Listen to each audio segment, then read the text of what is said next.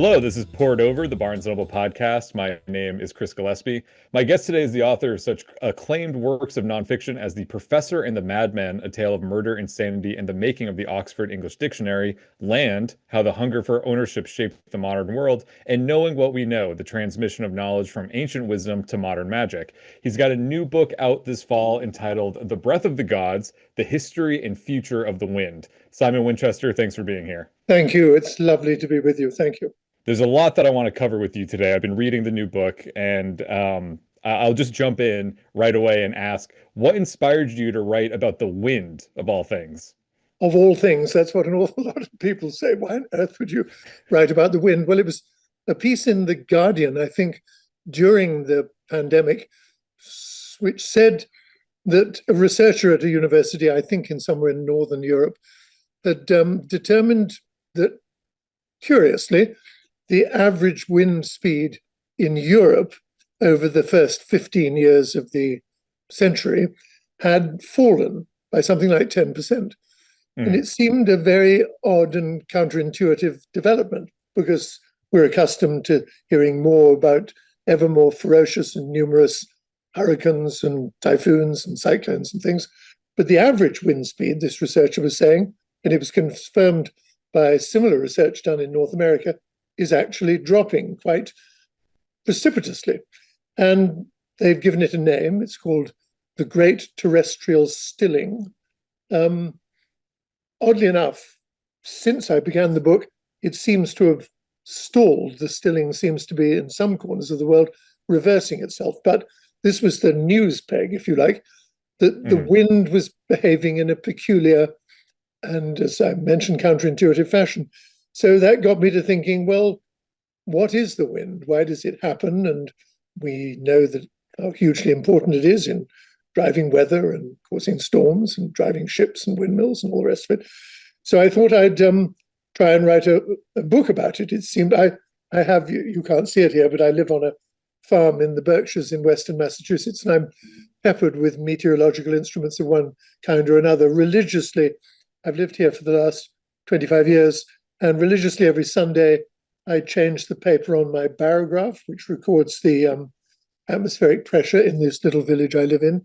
And I've now got, 25 years times 50, well, an awful lot. I mean, like 2,000 of these records, which completely useless, of course, but someone might find some interest in them in years to come. And I have a sunshine recorder and, of course, an anemometer and various other devices. So I like weather. I'm interested in weather. But the one component that, because of this piece in The Guardian, I found particularly fascinating is the one you can't see, and that's you can only see its effects, and that is the wind. So I put it to my agent and then my editor, and they were, I have to say, somewhat skeptical at first. Could you really get a book out of so invisible, mysterious a subject? So anyway, this is the result. I said, I think I can at least try, and we'll see how it's greeted when it comes out. I think my experience reading the book has been I've never really given any thought to the wind because it's just so ubiquitous and it feels like it's always been around. It's eternal. It's always going to be around. To your point, it's invisible, so we can't really see it. We can only see the effects of it. So I never really gave it much thought. So it was really interesting reading the book and kind of thinking about it in a different way. And to that point, there's a very basic question, which was something that you bring up in the book that I, once again, had never really thought about and also struggled to answer myself, which was, how do we define wind? What is the definition of wind? I know it's evolved over time as, scientific understanding has evolved, but to you right now in this moment, what is your definition of wind? The movement of air, simple as that.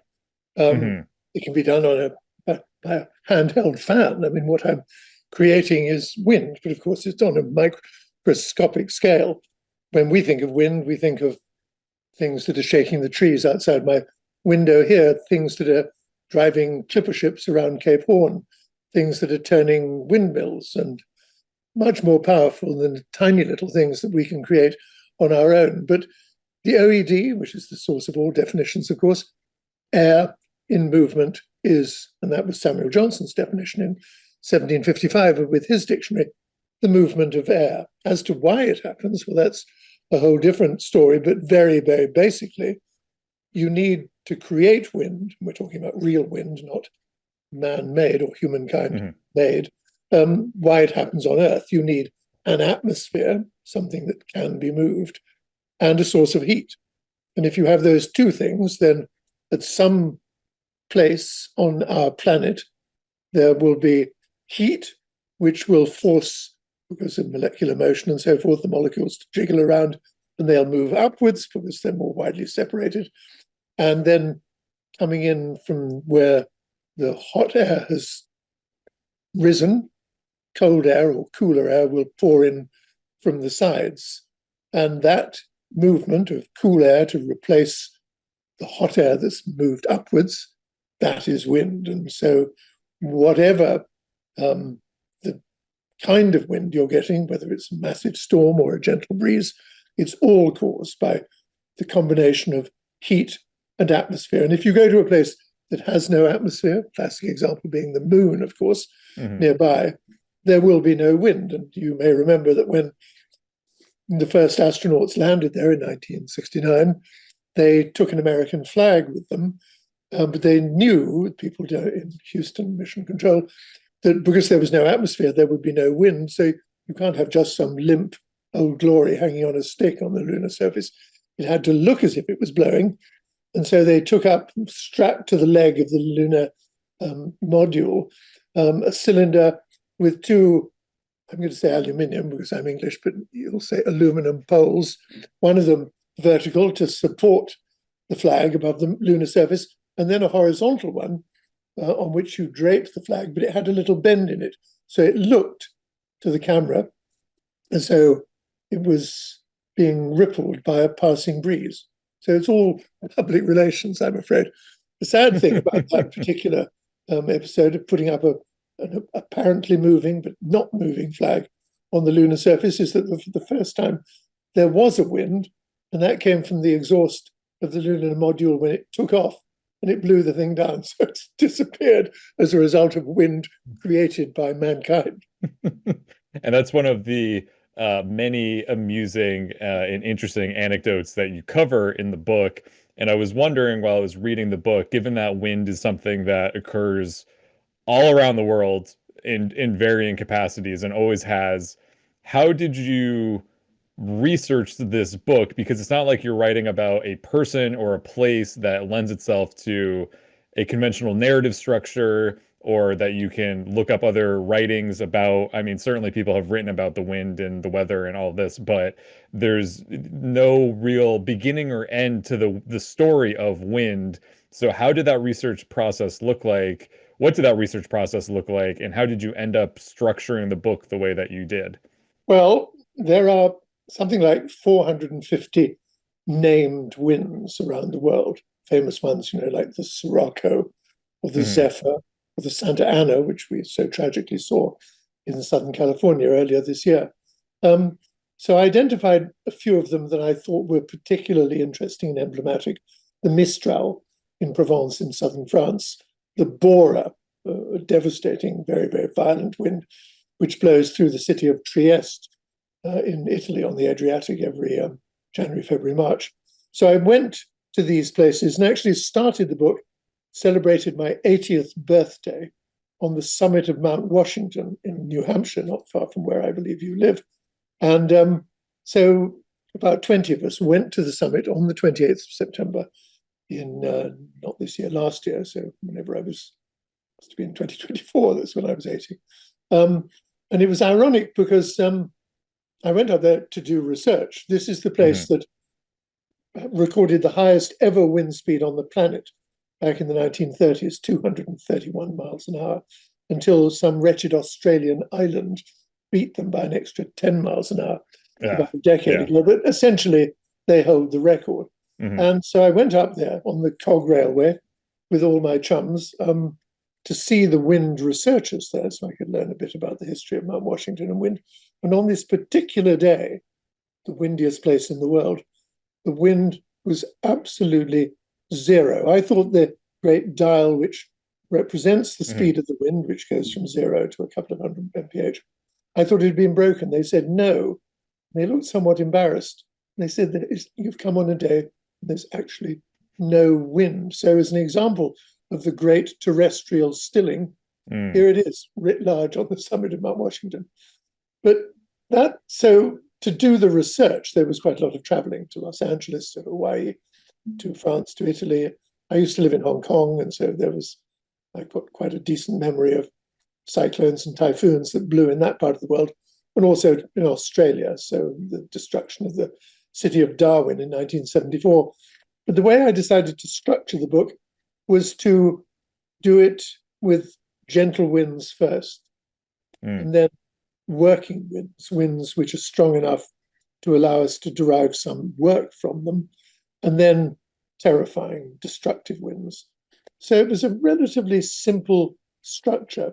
I would say that it has no beginning and an end, but in fact, if you think in terms of generation of a wind, the first hint of a wind is a very gentle breeze.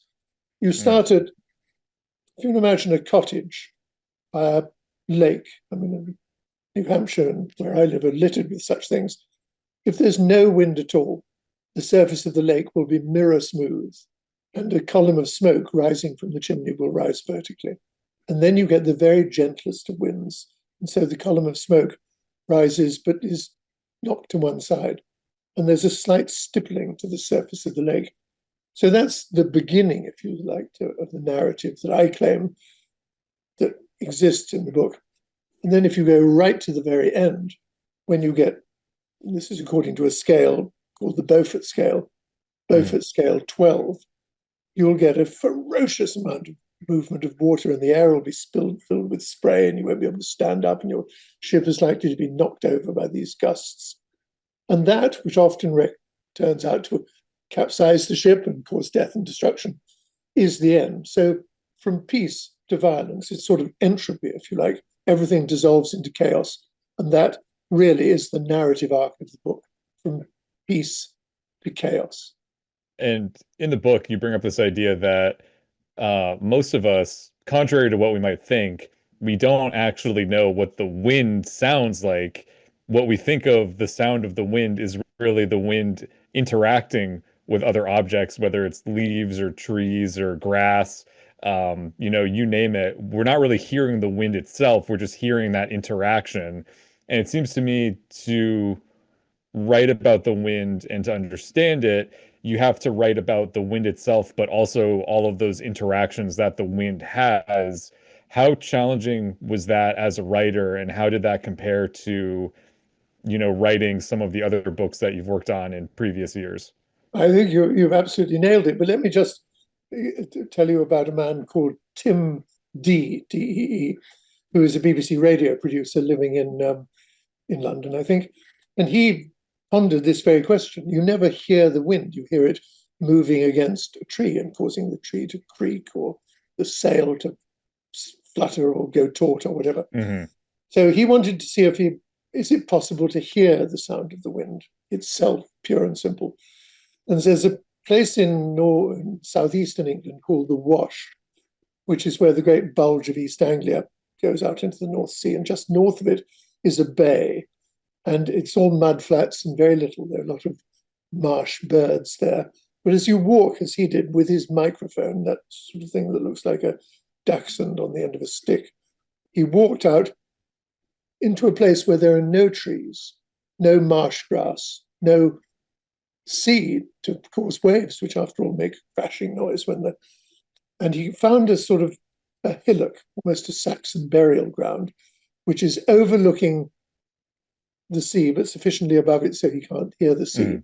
The birds have disappeared. There's no grass, no nothing.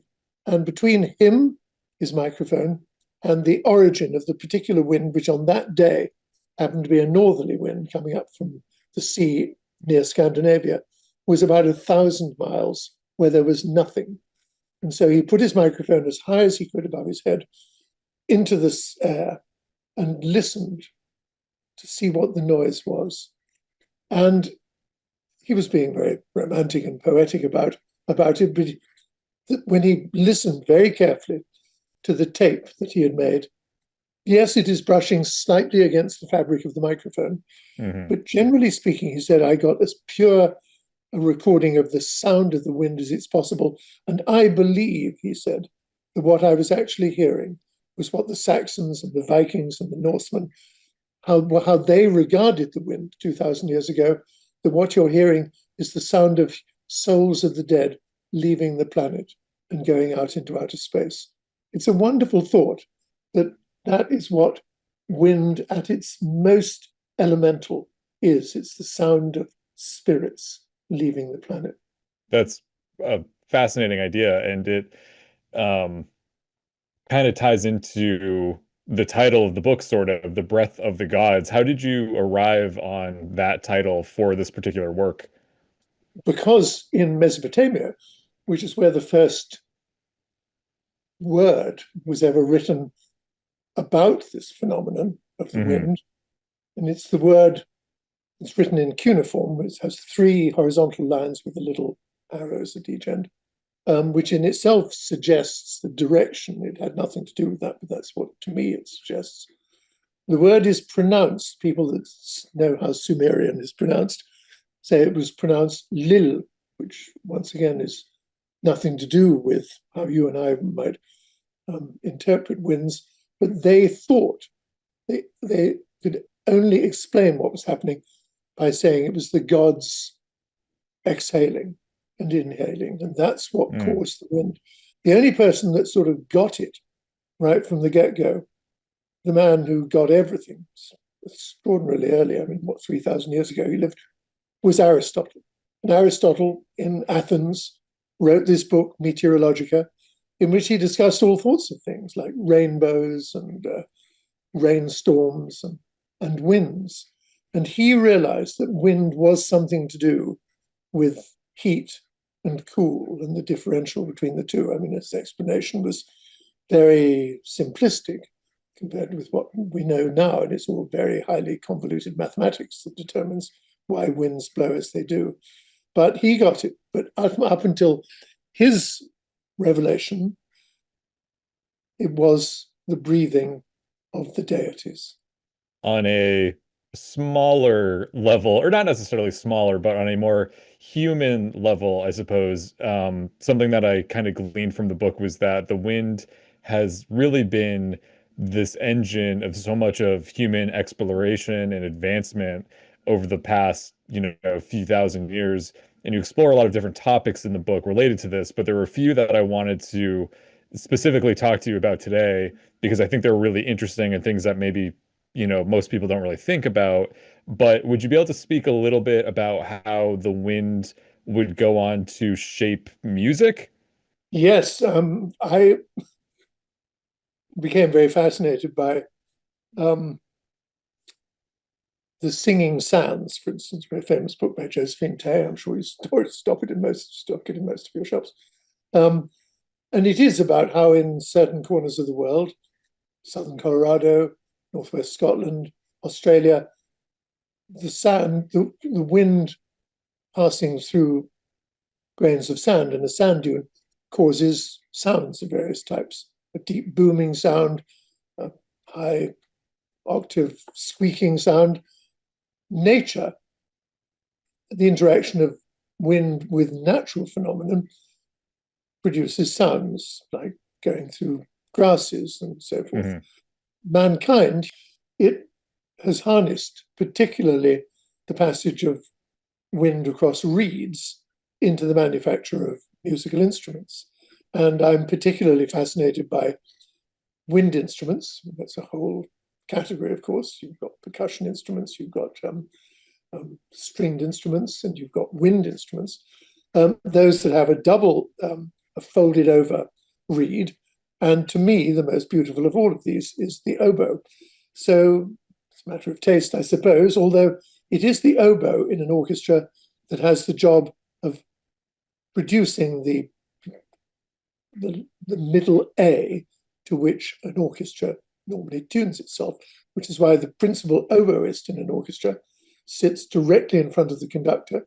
And when the conductor taps the baton, Hmm. it's instructing the oboist to tune the orchestra, let the orchestra tune to him or her. And I give all sorts of examples, but to me, one of the most haunting and lovely examples of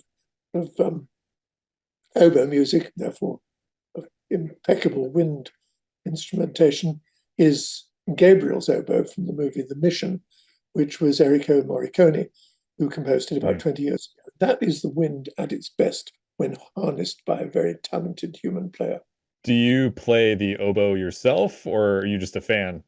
Completely a fan, yes, and it's very good. Talk about, I know it creeps into our language in all sorts of ways, but no, I play a good CD. And then the other aspect of the wind that I've been thinking about is the role that it's played in sort of human transportation, but also like migration, specifically like thinking back into much, a very long time ago when early humans are, not traveling, but they're migrating and they're moving. I'm often thinking about them, walking from place to place, which is they were, of course, doing, but also the wind really opened up a whole new avenue of human transportation in the form of sea travel, right? Totally, and I write a great deal about it because um, I, my ambition when I was a child was to join the Royal Navy and to Hmm. be on a sailing ship, or motor-powered ship ultimately, of course. That was never realized because I turned out to be red-green colorblind, so I can't see the difference between left and right and port and starboard and red and green. So I had to do something else, which is why I ended up writing about ships and so forth instead of actually driving them. But no, I the first really who ventured into wind in very large quantities were the Phoenicians. So the Phoenicians, setting out from their various ports in the Levant, would scurry around in the Mediterranean, largely motivated by their desire to collect the shells of a thing called murex, from which they could extract purple dye, which they sold in large quantities to dye Hmm. the clothes of the Greek and Roman aristocracies. But they never ventured out through the Pillars of Hercules, Gibraltar on the right and the Tunisian mountains on the left, because Homer had said, "Oh, don't go there. It's full of wind. I mean, it's far too dangerous for a little ship like yours."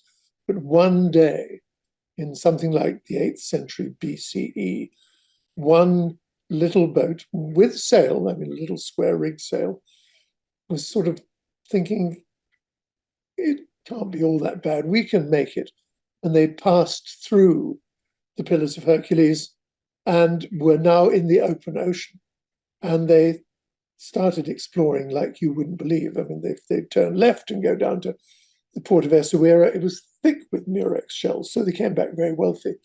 And this started a whole trend of people now saying, okay, if the Phoenicians can brave the winds of the Atlantic Ocean, we can do, and we can also. And so you've got people like St. Brendan going up from Ireland up to Iceland and then maybe over um, to Greenland.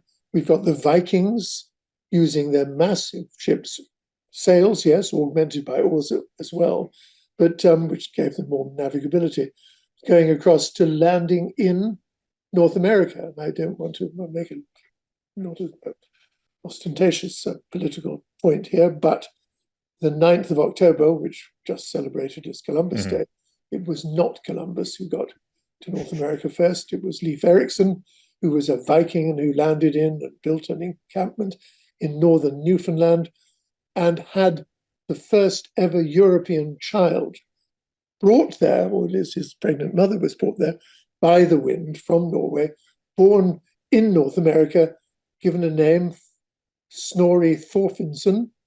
After 4 years there, he said, "No, the weather's too bad. I'm going back to Norway." But nonetheless, it should be, to a large extent, Leif Erikson Day, Indigenous Peoples Day, but not Columbus Day, even though all of them came to North America courtesy of the wind. And just like the wind has spread human civilization out in many regards, I think one of the one of the passages that stood out to me about or from your book was how there's a very particular what I would refer to as like a symbol of the American West that um I think has, been immortalized in cinema and in popular culture as relating to the American West. But as you write about it, this did not even originate in North America, and it's partially it's from somewhere else, but it really became something, or it became associated with the West largely because of the wind. And I'm talking about tumbleweeds. Would you be able to speak about the kind of surprising origins of the tumbleweed? We think his name was, well, don't worry, I don't want to blame a particular individual. He was No, a no, no. Yeah. he was a he originated in Germany, and he had a small holding in a place called Scotland, presumably named because the original settler of the community was Scotsman. Hmm. Anyway, this German chap was farmed about 100 acres in Scotland, Dakota Territory, which is now South Dakota, in the latter 20 years of the 19th century. And he was growing sorghum and alfalfa, I think, and not making very much money. He was a typical hardscrabble farmer of the prairies. And then one day he read an advertisement in a seed catalogue, I think, for something that hadn't really been grown in the Americas before, and that was flax seed, from which you make linen, of course. And he wrote away to the seed company in Minneapolis and said, I'd like to order some. And they said, fine, $2 for a 100-pound sack. And sure enough, eventually it took about 6 months because it came from Odessa in the Black Sea, what is now the Ukraine. And it had come Odessa to New Orleans by ship, and then up the Mississippi River, up to somewhere north of St. Louis, where it was put on a train and came up through North Missouri, along the North Platte River, and eventually into the Dakota Territory. And then there was a station or a depot in Scotland, because the trains would take on water there before they went to what they really wanted to go, which was the gold fields of the Dakotan Badlands.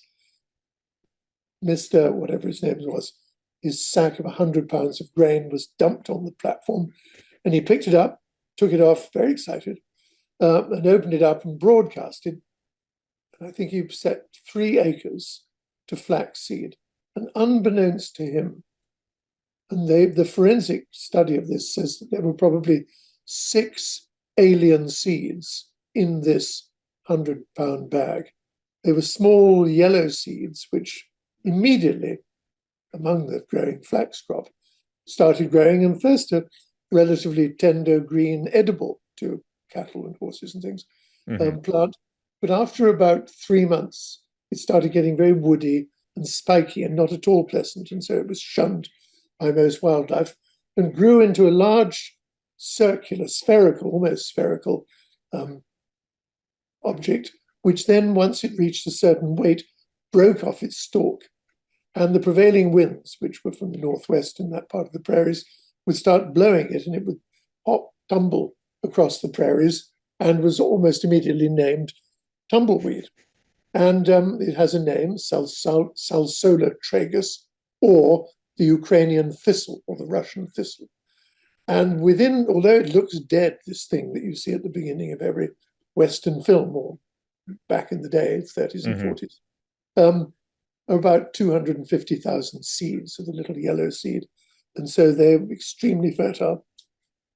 And so, like wildfire, tumbleweed started to spread all over the Western states, to the point where it has become a total menace, particularly, I suppose it depends how you look at it, whether development is a menace, but anyway, wherever development occurs, exurbs and so forth in places like Utah and Arizona, you get cul-de-sacs, and you get tumbleweed blowing into the cul-de-sacs and accumulating.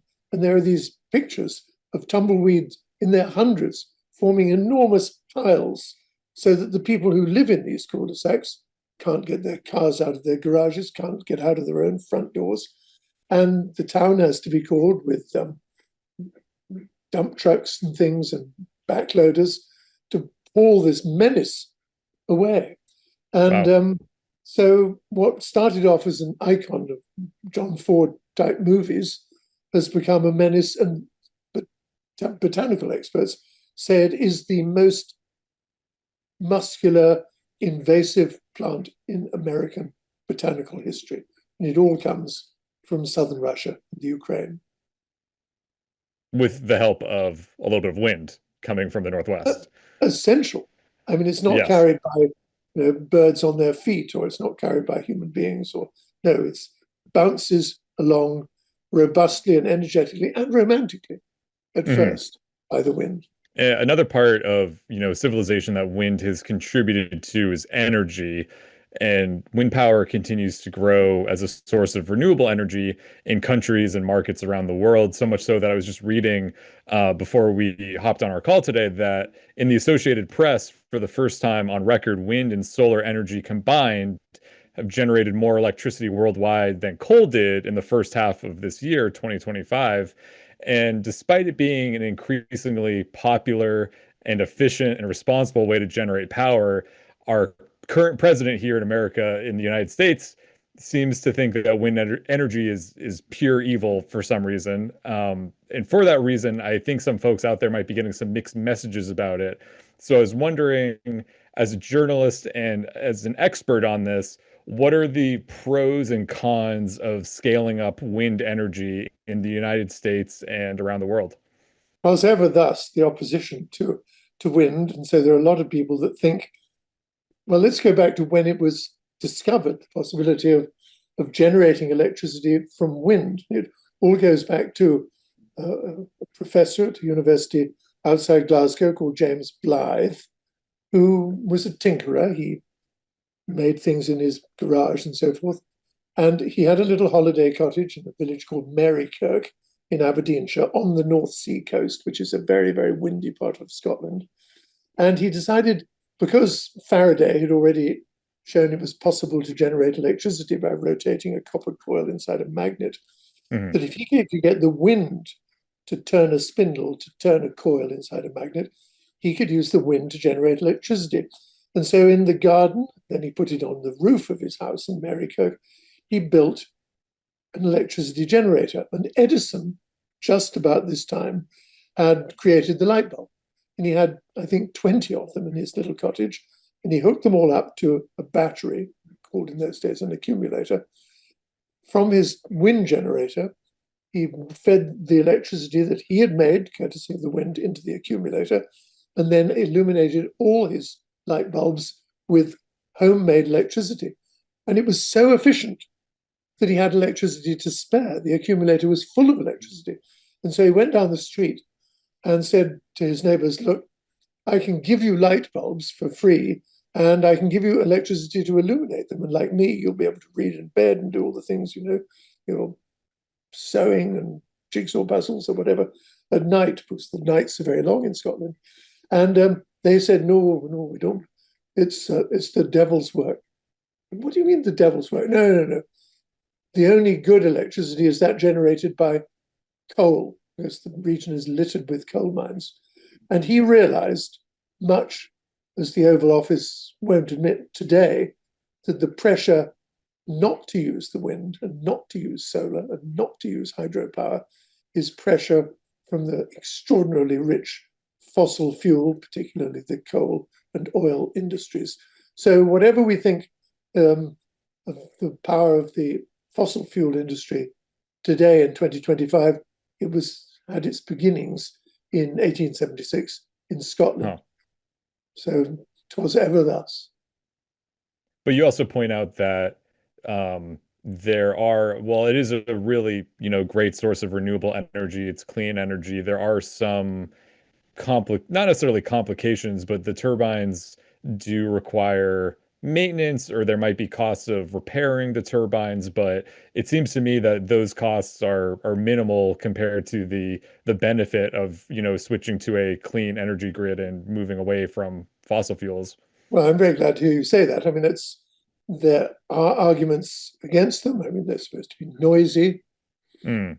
they're supposed to kill birds. Well, the way to stop them killing birds is apparently to paint one of the blades black. So you've got now, with a three bladed windmill, the birds can see it if one of them is painted black. There are these suggestions which are completely nonsensical. kill whales and set up vibrations. There's no evidence that such things occur. So, and yes, maintenance is very difficult, and the pieces, the components are immense. I don't know if you've ever seen one of these Yeah. blades being transported. I mean, Hmm. particularly if they're being set up either on a remote coastal site or out at sea, to get them there can be very, very difficult. But I went recently to research for this to a facility in Boston Harbor where they test the flexibility of these great, hugely long and very, very heavy fiberglass blades, and they have them Mm. under tension up and down like an aircraft's wing. And they occasionally break. I mean, they're designed to, well, the stress tests are designed to make ultimately them break. And of course, it's very frightening when they do break. But statistically, they're pretty safe. There have been some very unfortunate and emblematic images of workers trapped on the top of a burning turbine with no way to get down. And that is Mm. just awful to contemplate. But statistically, wind turbines are they last, they endure amazingly long periods of time, and they're safe and environmentally, even in their manufacture, um, pretty carbon neutral. So to me, Hmm. and also to me, they're relatively beautiful things. I mean, with the blades turning slowly, you get somewhere like these big passes in California littered with these forest of turbines. To me, they're an attractive addition to the landscape. I feel the same way when I see them because it almost feels like they are testaments to society or civilization to try to do the right thing or try to move in a direction that's going to be more equitable and more responsible for the future. So I don't really understand when people are like, "Oh, they're ugly or they ruin the skyline or the view." I'm like, you know what also ruins the view? Like forest fires going through and all of Indeed, yeah. that. So yeah, no, I Yeah. completely agree. But also, I mean, I don't want to get mad about this, but I mean, windmills themselves, the kind of Yeah. things that were grinding grain or raising water in Holland, the technology of the time, I mean, they're what, 400, 500, 600 years old. They're pretty beautiful as well. So more or Hmm. less anything turned by wind can look, and often does look, very beautiful. While we're on this topic, with climate change and everything, broadly speaking, how might global wind patterns or certain winds be affected by a warmer atmosphere? That brings me back to the topic that got me started in the first place, this idea Hmm. of the global terrestrial stilling. Why is the wind, the average wind speed, dropping across Europe and North and now South America as well? Um, there are two theories. One, not in my view, totally plausible. It is said that the wind speed is affected adversely by what they call the roughness of the planet's terrestrial surface. The more things that are thrown up on the terrestrial surface that interrupt the clean flow of the wind, and by Hmm. that they mean cities. New York City is a Yeah. great barrier to wind flow because there are these, particularly these super tall skyscrapers, that has an effect. And they point out to the fact that the wind speed across the oceans is not affected, that it seems to be as rapid as it ever was. I'm not sure that that's necessarily true, but it does bolster the argument, their argument, that is the roughness of the planetary surface.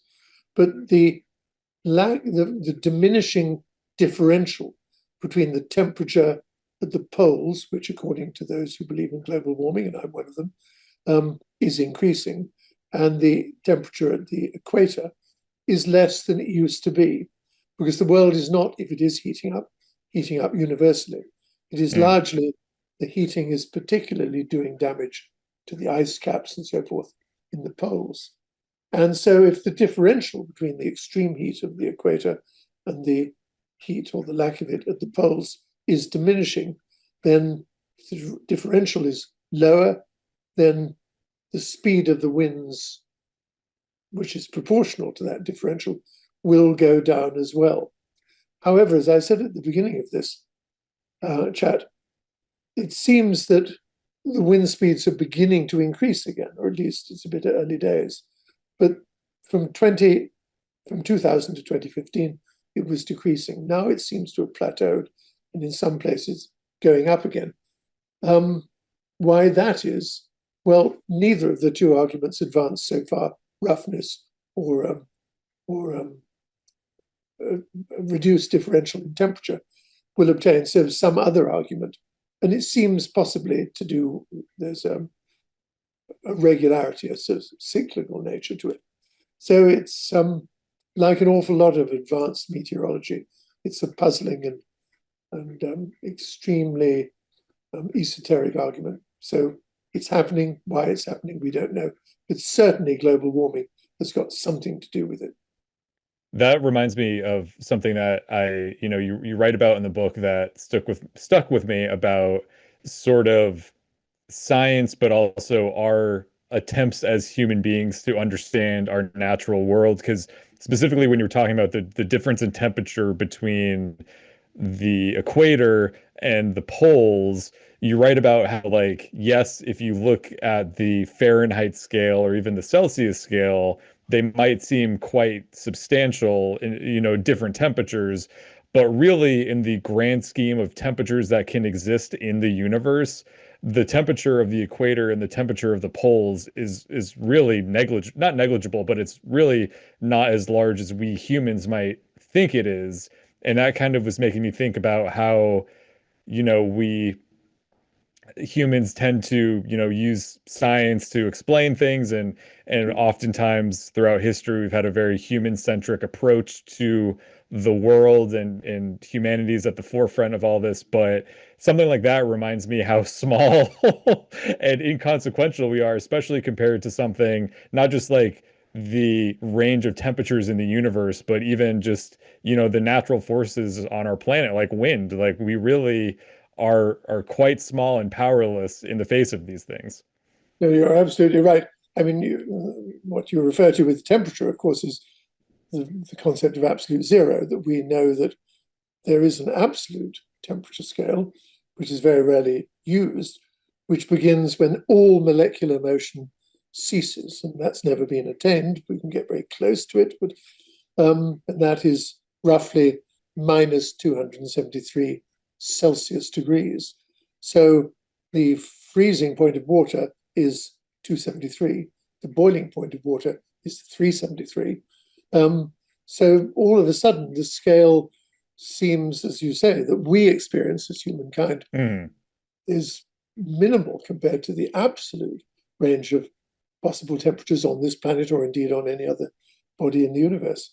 But yes, I trained a long time ago now, but I've studied geology. I used to be a geologist before I got into the writing business.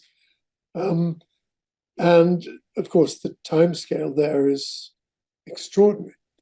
Archbishop Usher, oddly enough, the anemometer, which measures wind speed, was invented in the city of Armagh in what is now Northern Ireland. It used to be Ireland, but it's in the northern part of Ireland. And invented by a man called Romney Robinson. So if you want to buy an anemometer, you usually buy a Robinson anemometer. Well, the bishop, a little before he invented the anemometer, was this extraordinary man called Archbishop Usher, who had no belief in the time scale that you're talking about in geology, and he declared, and it's written in red in many Bibles that were published in the mid-19th century, his belief that the Earth was formed on, I think, the 23rd of October, 4004 BC, at 9 in the morning after God had his breakfast. And everything is dated from that. Of course, we know that our planet is, 14 billion years old, or the universe. And geology tells you that today. But no, the perception of humankind's position in terms of geology, in terms of temperature, and in terms of wind speed, we're puny. But early scientists thought we were actually much more important than we are. Well, we're not. We do a lot of damage, but we're very unimportant. I I couldn't agree more. We have time for a few more questions that I did want to ask you before we have to wrap up for today. And speaking about how, like you just said, that you had worked in geology, at one stage in your career, I was thinking about how, you've written so many books about so many different topics. You've traveled the world, you've done all this research. You've had these different chapters in your own career doing different kinds of work. At this point in your life, have you had a chance to reflect on the journey that you yourself have been on? And do you feel like there's some kind of connective tissue that unites all of the work that you've done, all of the writing? What do you think is the connective thread there? My father used to read a newspaper in London called the Daily Telegraph, which we were both competed with the crosswords, and the Daily Telegraph was regarded as the easiest, the Hmm. London Times the most difficult. But we had both copies on our breakfast table and we would compete.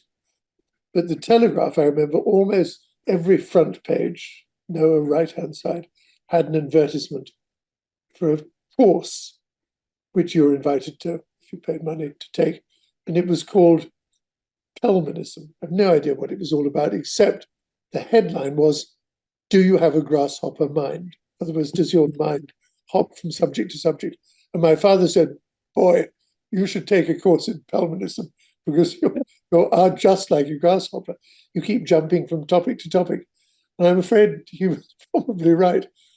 Yes, I do, and I always have. It doesn't mean that I get bored very easily. I love getting into subjects and getting as deeply as I possibly can, particularly somewhat obscure subjects that people don't think are worthy of subject of study. But I get off on getting into them. So that's, I think, how my career got underway. And well, I'm 81 now, so see how much longer I can keep it up. Do you have any idea of where that grasshopper might hop next to, like, another topic? I know you've explored so many different things. Is there anything left that you are still curious about? Well, I think there are. Well, yes, I'm actually doing the next book.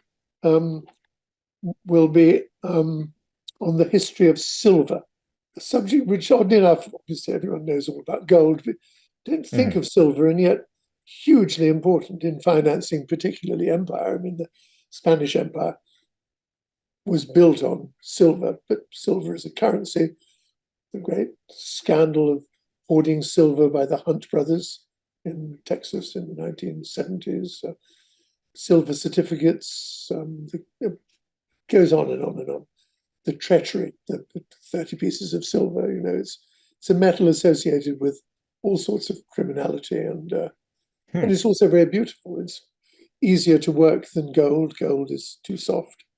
So sterling silver, which has a little bit of copper in it, um, those beautiful things can be created. And I've been in touch with a few silversmiths, which is becoming fashionable among the young. It's become a lot of millennials, particularly in Europe, are making things of silver because it's affordable for them to buy, and they can make lovely stuff out of it. So that's going to be the next book. So maybe we'll talk again.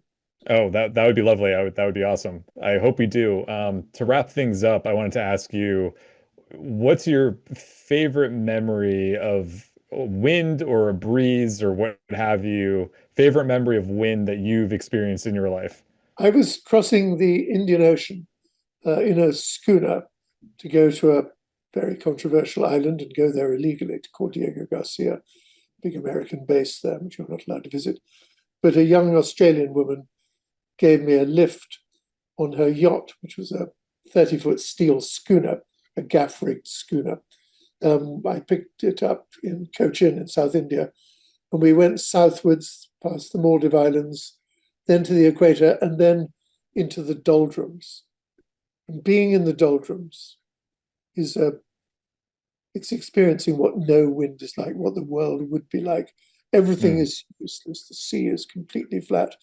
The sails just hang like limp rags from the masts, and you want nothing but to feel a breeze. And I remember vividly one boring day, searingly hot, staring down at the sea, and it was flat, calm, flat, calm. And then suddenly I felt on my right cheek the faint breath of a breeze, and the sea suddenly ceased being mirror smoothed, and you can see the sails beginning to fill. So the emergence of a wind that brought you out of the doldrums and started the boat moving again was a great, and evidently this was 40 years ago, unforgettable moment. So I spend quite a lot of time in the book talking about the origin of breezes, from calm to a faint breeze as a moment of great joy. Well, we will leave it there for today. We're just about out of time. Simon, thank you so much for taking the time to speak with us today. Listener, the book again is The Breath of the Gods. It's available now at your local Barnes & Noble store and online at bn.com. If you or anybody you know is interested in history or science or the weather, or you enjoyed the conversation that Simon and I had here today, it's a great read, and it's going to make for a wonderful gift this holiday season because it's going to be out in hardcover. So definitely check it out. Simon, thanks again for being here. Hopefully next time we'll get to talk about silver. Thank you very much indeed. Lovely talking to you. Thank you for listening. Poured Over is a Barnes & Noble production. To help other readers find us, please rate and review the show wherever you listen to podcasts.